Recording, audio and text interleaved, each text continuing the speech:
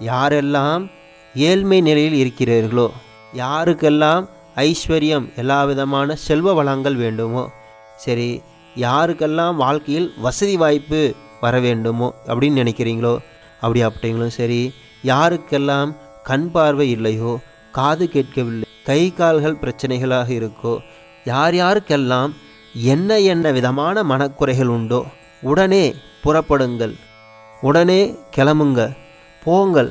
எங்க? திருவேங்கடமலைக்கு போங்க. வேதமே சொல்லுது. அந்த வேதம் மகாலட்சுமி யாரோட இருதய கமலத்தில் அமர்ந்திருக்கிறாரோ திருவேங்கடமலை, அந்த மலை, அவன் இருக்கிற மலைக்கு போங்க. அந்த மலைக்கு போய் அவனை சேவித்த மாத்திரத்திலேயே உங்கள் கஷ்டங்கள் எல்லாம் நீங்கி என்னென்ன வளங்கள் வேண்டுமோ எல்லாம் கிடைக்கும். அதற்கு மேலாக பகவான் அவர் தன்னையே கொடுத்து மோட்சத்தையும் அளிப்பார். அப்படியாப்பட்ட மலை எது சொல்லுது? வேதமே சொல்லுது. எப்படி சொல்லுது?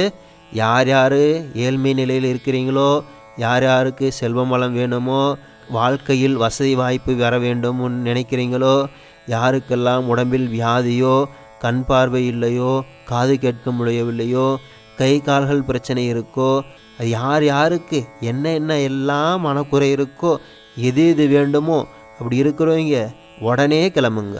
எங்கே கிளம்புங்க? உடனே புறப்படுங்கள், கிளம்புங்க. எங்கே?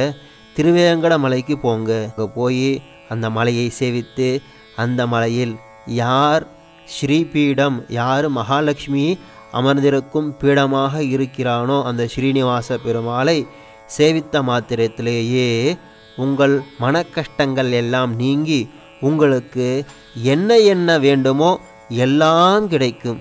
அதற்கு மேலாக பெருமாள் அவர் தன்னையே கொடுத்துருவார், அவர் மோட்சத்தையே கொடுப்பார் அப்படின்னு ரிக்வேதம் கொண்டாடுது. இதை போல மகிமைகள் எந்த க்ஷேத்திரத்துக்கும் காணும். கலியுக